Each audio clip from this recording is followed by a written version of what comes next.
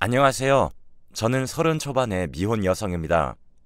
제가 얼마 전 오랫동안 사귀던 남자친구와 결혼하기 위해 상견례까지 진행하다가 겪었던 일이 상당히 원통해서 여러분께 들려드리고자 사연을 적습니다. 저는 20대 중반까지 결혼 생각이 그리 없었습니다. 직장도 대기업이라 나쁘지 않았고 돈도 잘 버는 편이었고요. 공부를 잘해서 학벌도 괜찮았고 자기관리도 열심히 하는 편이었기 때문에 소개팅도 끊임없이 계속해서 들어왔습니다.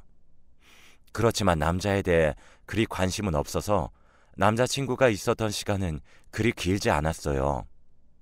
외로움도 그렇게 크게 못 느끼는 성격이기 때문에 혼자 있는 것이 싫지 않기도 했고요.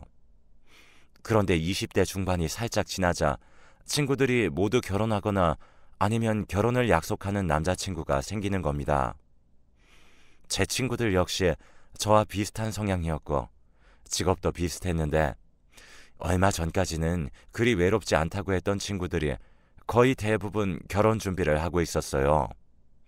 저는 친구들이 모인 자리에서 그것이 의아해서 고개를 갸웃거린 적이 있습니다. 야, 너네 이제 대부분 결혼할 남자가 있거나 결혼하는구나. 난 사실 20대 후반 넘어가기 전에 결혼하고 싶더라고. 제일 예쁠 때 웨딩드레스 입고 싶기도 하고.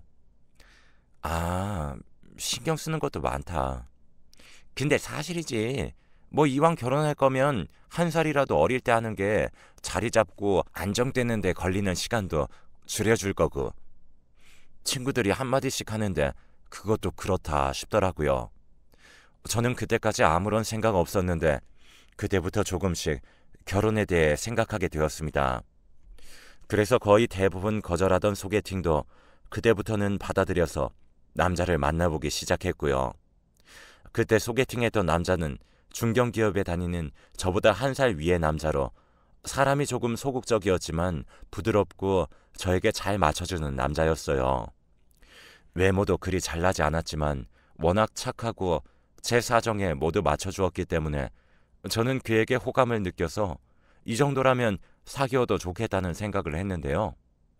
그래서 저와 그는 계속 만나면서 좋은 감정을 쌓아갔어요. 그러다가 어느 순간 사귀자는 말도 정식으로 하지 않은 채 저희 둘은 사귀는 사이가 되어 있었죠. 사실 제 친구들은 남자친구 혹은 남편 될 사람의 스펙을 상당히 많이 보는 경우가 대부분이라 제 친구들 모임에 가면 제 남자친구가 가장 떨어지는 스펙을 가진 편이었어요. 굳이 사람을 돈이나 학벌, 직업으로 나눈다는 게 스스로 부끄럽다고 생각해서 저 자신은 그걸 신경 쓰지 않았지만 남자친구는 제 친구들의 이야기를 듣더니 좀 위축된 듯한 느낌이었죠. 자기 친구들은 다 자기처럼 학벌도 좋고 직업들도 좋구나. 남자친구나 남편들도 다 그런 모양이고. 아, 오빠는 또 뭘 그런 걸 가지고 그래. 어쩌다 보니 그런 거지 뭐. 의사 남편 가진 친구도 있다고 했고. 남자친구는 의사라는 직업과 학벌이 부러운 듯 했어요. 남자친구는 사실 중견기업에 다니고 있었지만 학벌이 그리 좋진 않았거든요. 남자친구는 잠깐 말이 없더니 곧이어서 중얼거렸어요. 하지만 우리 집 그래도 재산은 좀 있어. 응? 뭐라고? 저는 잘못 들은 줄 알고 다시 물었어요. 우리 집도 재산은 좀 있거든. 그러니까 너무 걱정 안 해도 돼. 남자친구는 어딘가 자신감 넘치는 목소리로 말했죠. 저는 좀 의아하긴 했어요. 저는 남자친구를 사귀는 것이 이 사람이 좋아서 사귀는 거지 다른 배경은 상관없었어요. 그리고 사실 그때는 결혼 생각도 없었고요. 하지만 저도 특별히 싸우거나 문제 만드는 것을 싫어하는 성격이다 보니 남자친구와 생각보다 오래 사귀게 되었어요. 사실 성격적으로는 크게 안 맞는 부분도 없었거든요. 그리고 20대 후반이 되어 30대에 넘어갈 때가 되자 주변 친구들이 전부 결혼한 뒤였어요. 정신 차리고 보니 저만 혼자 남아 있어서 불현듯 위기감이 엄습했었죠. 남자친구 역시 어느 순간부터 조심스럽게 제게 결혼 얘기를 꺼내기 시작했고요.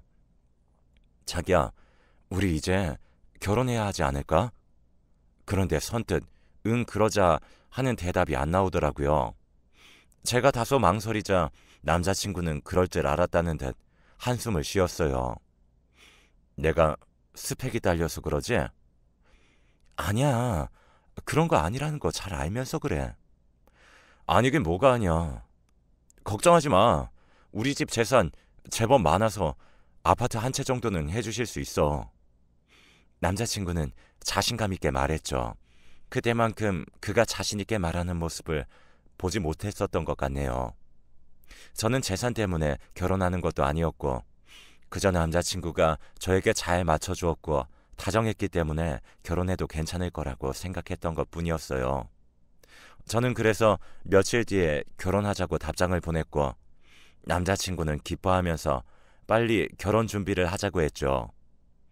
사귈 때 고백이 없었던 것처럼 프로포즈 역시 뜻은 미지근하고 거의 없는 거나 마찬가지였어요. 저는 그리 로맨틱한 사람이 아니라 이벤트에 집착을 가지진 않았지만 이렇게 되자 뭔가 남자친구가 저를 너무 쉽게 취급하는 게 아닌가 싶은 생각까지 들었죠.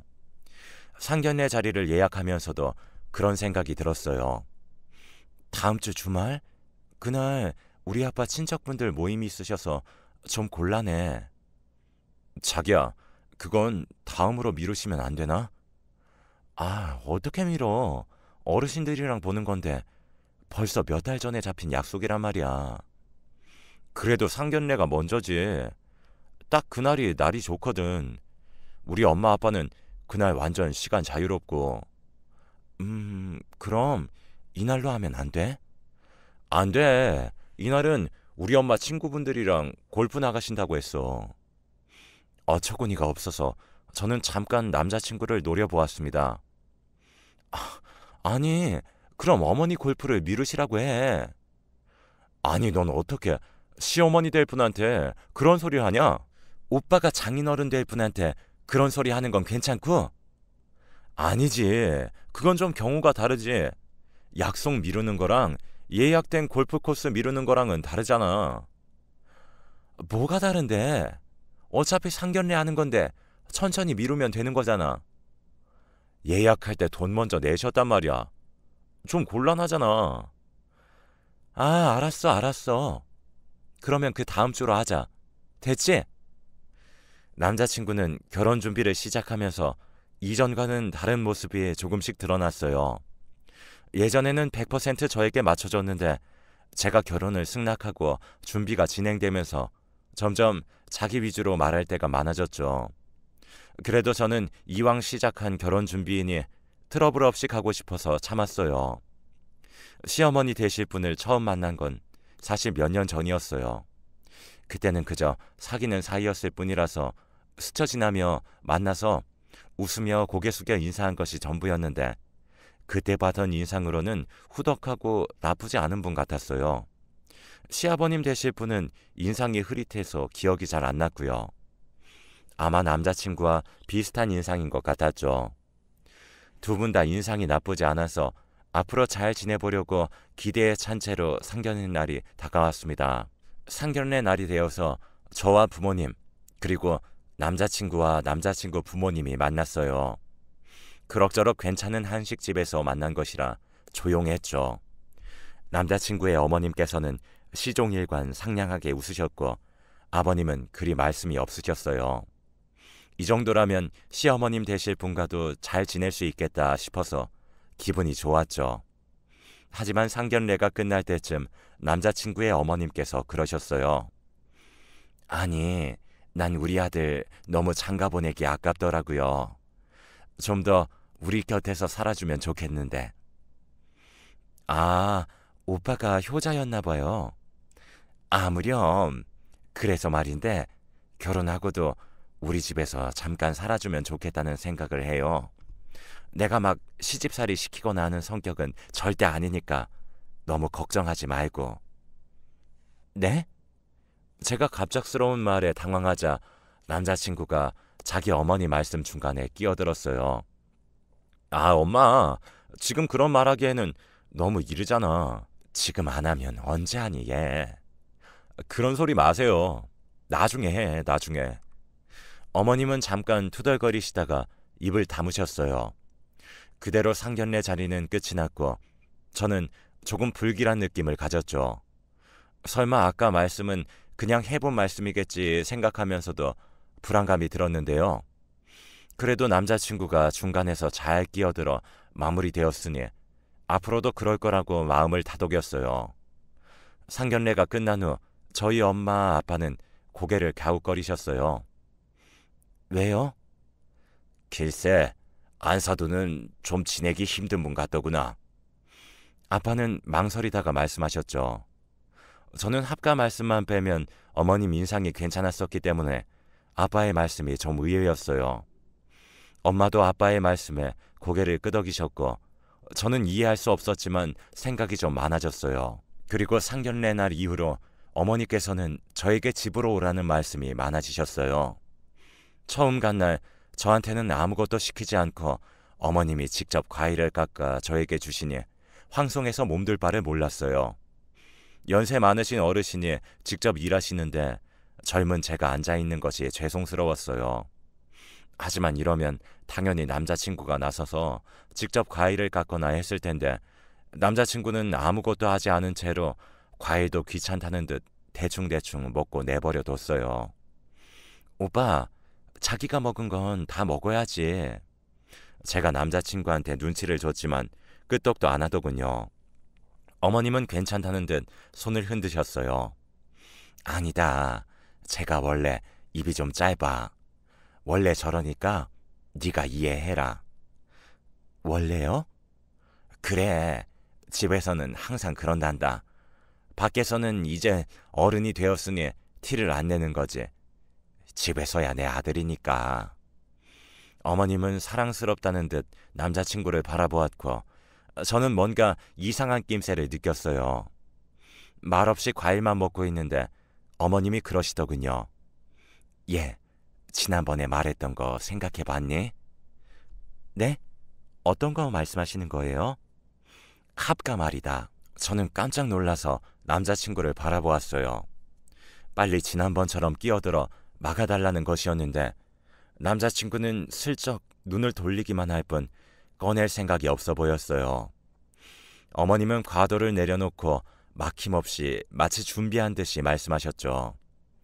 우리 집에서 합가를 해서 한 1, 2년 정도 살면 아파트 하나 네 신랑 명의로 해주마. 어차피 앞으로 살려면 아파트 하나 있어야 하지 않겠니?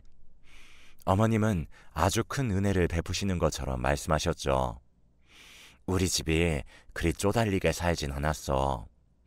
넌 직업이 좋긴 하지만 아파트 하나 사려면 요즘 얼마나 오랫동안 모아야 하는지 잘 알지?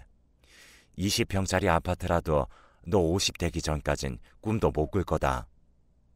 저는 일단 대답하지 않고 가만히 포크만 내려놓았죠. 남자친구는 슬쩍 제 눈치를 보더니 그제야 어머님의 허리를 찌르면서 속삭거렸습니다. 엄마, 그런 이야기는 좀 나중에. 결혼 준비 때문에 바쁜데 무슨 합가 얘기까지 해. 아유, 알았다. 무슨 이야기를 못하겠네. 얘가 아주 너 생각하느라고 애미를 잡는다. 잡어. 어머님은 저한테 아들의 애정을 빼앗기겠다며 장난스럽게 불평하고는 하셨어요. 그날은 그렇게 집에 왔는데 자꾸 기분이 이상한 겁니다. 이대로 결혼했다가는 당연히 합가해서 그대로 붙잡혀 살게 될 것 같은 거예요. 그래서 그 다음날 바로 오빠를 불러내서 이야기를 했습니다. 오빠, 대체 합가 이야기 뭐야? 합가? 그래, 지난번에 오빠 그만하시라고 해서 그만하시는 거 아니었어? 상견례 자리에서 말이야. 그건 그때 그냥 말만 그렇게 하신 거지 뭐. 엄마들 다 결혼한 자식이랑 사는 로망이 있잖아. 그거 그냥 심각하게 생각 안 해도 돼. 아니야, 어머님 심각하셔. 우리 결혼하면 당연히 합가는 하는 거라고 생각하시는 것 같은데? 아니야, 자기야. 그런 거 아니야. 아니라고만 하면 다가 아니잖아. 저는 답답해서 결국 오빠를 닥달하며 말을 하게 했습니다. 어머님이 주시겠다는 아파트는 실제로 있는 거였고 30년이 넘은 구축 아파트였어요. 층수가 높아서 재건축도 안 되는 너무 오래된 아파트였죠. 저는 한숨도 나오고 어처구니가 없었어요.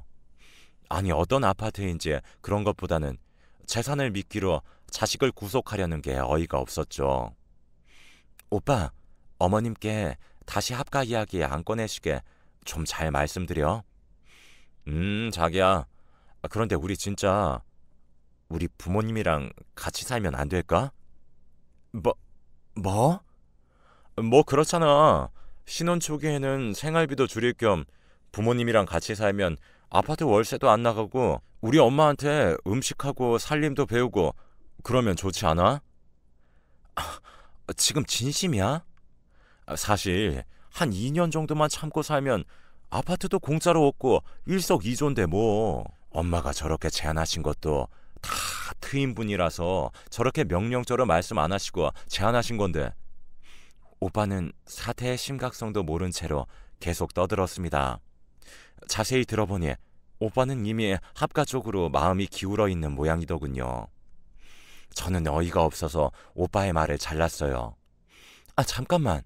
그럼 시부모님 집에 들어가서 사는 내 불편함은 생각 안 해? 아니, 뭘 생각 안 해. 당연히 그 불편함 대신 아파트 주신다는 거잖아. 뭐라는 거야, 진짜. 그리고 불편하기는 뭐가 불편해? 우리 부모님 되게 편하시니까 좋게 생각해. 그 말에서 제대로 터진 저는 그날 처음으로 남자친구에게 제대로 화를 냈어요. 함께 차에 앉아 이야기하던 중이었는데 아마 주차장을 지나는 사람들이 전부 듣게 큰 소리가 났을 거예요. 저는 대체 날 뭘로 생각하는 거냐? 어떻게 남의 집에 들어가서 불편할 내 생각은 하지도 않냐? 네 부모님이지 내 부모님이냐? 하며 조목조목 따져들었고 남자친구는 당황해서 허둥지둥하며 잘못했다고 빌었습니다. 하지만 그것도 이미 일단 이 상황을 피하기 위해 빌거보는 것이었고 그게 너무 보여서 저는 화가 난 채로 집으로 돌아와 버렸어요. 계속해서 오빠에게서 전화며 카톡이 왔지만 저는 받지 않고 그냥 무시해버렸어요. 그리고 며칠 뒤에 낯선 번호로 문자가 왔습니다. 아가, 시험이다. 집에 한번 들르렴. 저는 그 문자만 봐도 화가 나서 일단 숨을 몰아쉬어야 했어요. 아직 결혼도 전인데 당연하다는 듯 며느리 취급에 시어머니 노릇을 하려 한다는 게 너무 보였었거든요. 저는 그래도 화가 난 채로 문자를 하면 예의에 어긋날까봐 최대한 얌전히 문자를 보냈어요. 네, 어머니. 지금 직장일 것 같아서 전화는 하지 않겠다만 오늘 저녁에 퇴근하고 우리 집으로 와라. 할 말이 있다. 저는 순간 이걸 그냥 씹을까 말까 고민하다가 아직 결혼을 완전히 파토내려고 마음먹은 것은 아니었기 때문에 일단 그러겠다고 대답했어요. 이제 30으로 막 넘어가는 나이라 지금 결혼이 어그러지면 곤란할 것 같기도 했고요. 그날 저녁에 퇴근하고서 곧장 남자친구의 집으로 갔더니 집에는 어머님 혼자만 계셨습니다. 의외로 남자친구도 없었고 아버님도 안 계셨죠. 저는 썰렁한 집안이라 머뭇대면서 들어갔는데 어머님은 물 한 잔도 주시지 않고 제게 앞에 앉으라고 하셨어요. 제가 맞은편에 앉자 어머님은 딱딱한 목소리로 말씀하시더군요. 너 우리 아들이랑 싸웠니? 네가 전화도 문자도 안 받는다고 난리가 났더구나. 그것도 합가 문제 때문이라면서.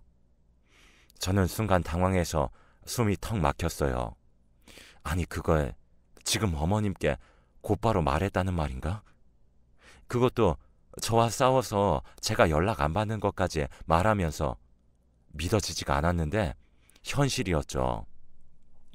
제가 말을 못하고 어버버 하고 있자 어머님께서는 엄한 말투로 계속 말씀하셨어요. 너가 합가하기 싫다면 그래, 좋다. 너 합가 안 해도 좋다. 그런데 네 마음대로 하고 싶다면 결혼할 때는 10원 한 장 도와주지 않을 거다. 너희 힘으로 10년 이상 열심히 살고 난 이후에나 아파트 한 채 해줄 거야. 알겠니? 그 전에는 절대 꿈도 꾸지 말거라.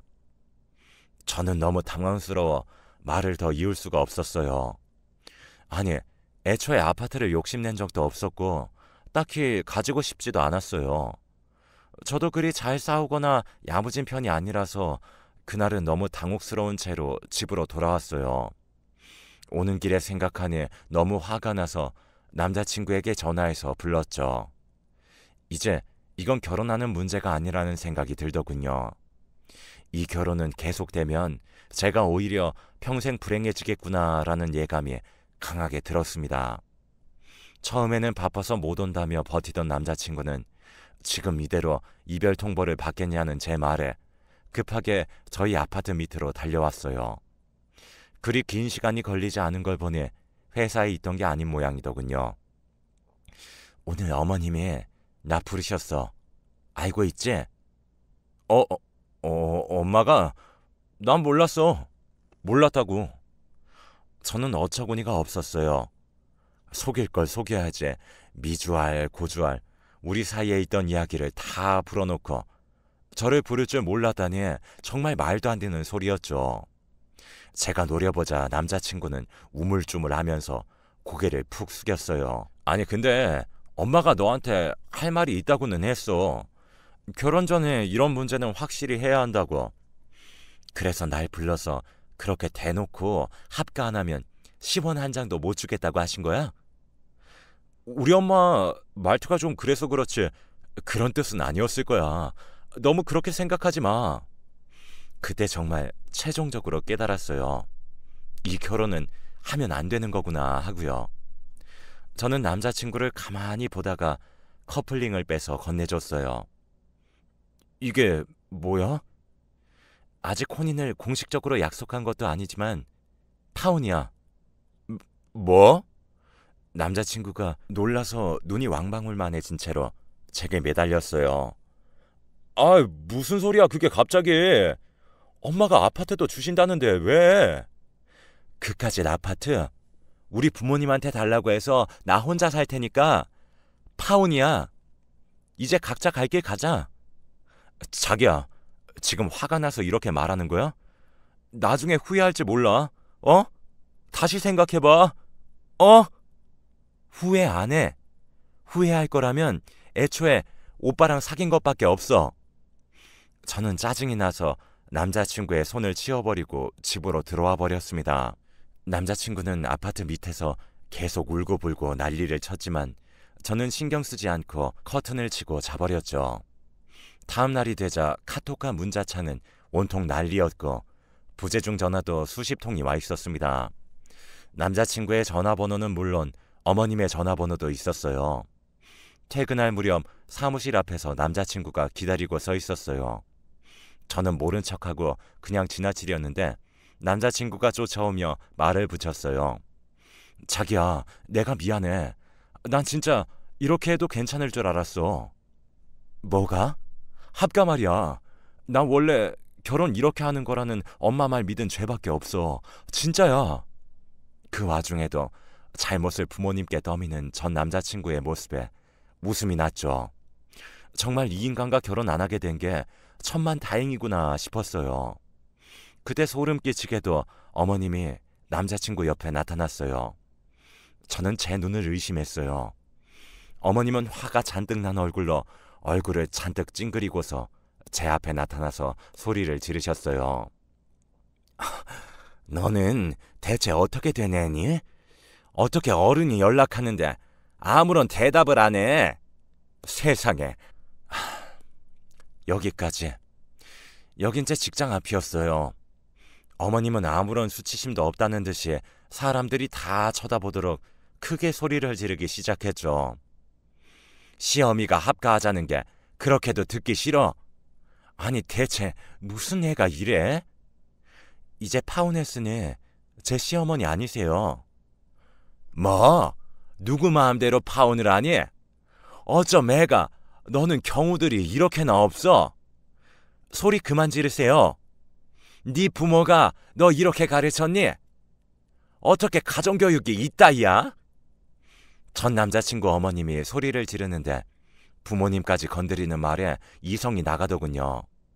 저는 그 순간 맞대고 소리를 질러버렸어요. 그래, 우리 부모가 나 이렇게 가르쳤다. 너는 네 아들 그렇게 가르쳤니? 그렇게 가르쳐서 이 꼴로 만들어놨어? 뭐라고? 네 아들 꼴을 봐라. 결혼 직전에 파혼당해서 울고 불고 지 엄마 치맛바락 잡고 다니는 꼴 좀 보라고.